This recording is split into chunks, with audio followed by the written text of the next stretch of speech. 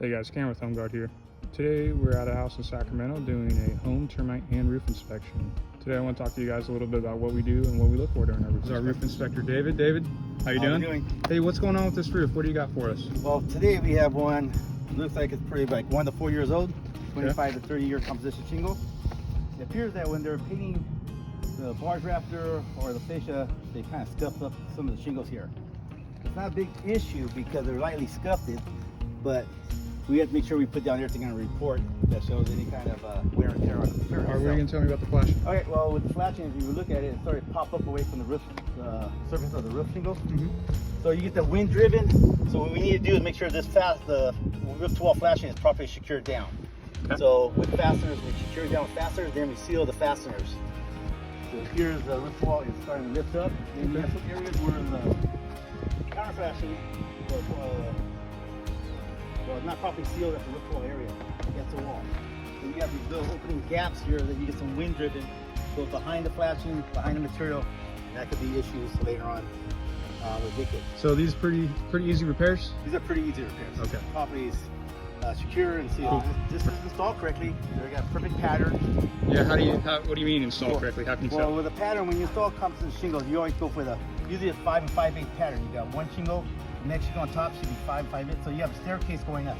Yeah. So the keyways are at least 5 inches apart from each other. So when you get that water coming down the keyway, there's no nails that secure the shingle beneath it. Could cause any issues of rusted out and cause leakage. Okay, so you want to overlap and offset that way you don't get any water between the seams. 5 inches apart. Okay, great. Here they did a really good job there. They're about 6 inches, 5 inches, and that's still good. Perfect. Only issues you have when they install flashing, the fasteners that you use to secure the flashing is not properly sealed. And if you're going to reuse the old flashing, which they did, they have old nails from the old flashing, these need to be properly sealed too. So when you install the flashing, you need to make sure the fasteners need to be all properly sealed. If it's the ridge fasteners, flashing fasteners, roof wall, any kind of fasteners on the roof need to be properly sealed. Sounds easy enough. Okay, so when you come across the plumbing jack, this is considered a plumbing jack. You have a 2-inch plumbing jack, a 2-inch pipe coming out of the structure. The collar around it should be 2 inches. It appears this is a 3-inch collar. So you have the gap between the collar and the pipe itself. Okay. Water is going to run down that pipe and into the structure. So you need to make sure you put the proper collar on the proper jacks. Okay. See it? And then again, make sure the fastener is sealed. So again, this is just a pretty straightforward fix. Just fix. All you need to do is add a 2-inch collar right above it, and you're good to go. Excellent. Cool. You see, the native trees diving right into the roof structure. Oh, yeah. So any kind of tree, branches, vines, you want to keep them at least 3 to 5 feet away from the roof line. Okay. That helps you. If you look over to the front, you see squirrels jumping back and forth. Well, it's not the only squirrels you're worrying about. You're worrying about roof rats. Yeah.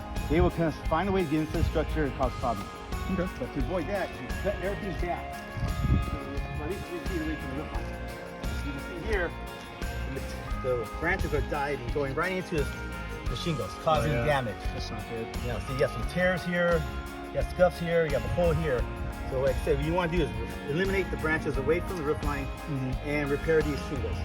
Excellent. Yeah, this can definitely cause some water coming underneath the shingles as well during maybe a wind-driven rain event or something. That's how bad they go really buried into it. Here it seems like there's a hole here, so we're gonna have to replace the shingle there. Okay. And replace the torn shingle. So always remind yourself to keep everything away from the roof line. All right. So you have squirrels and road, another day, another dollar.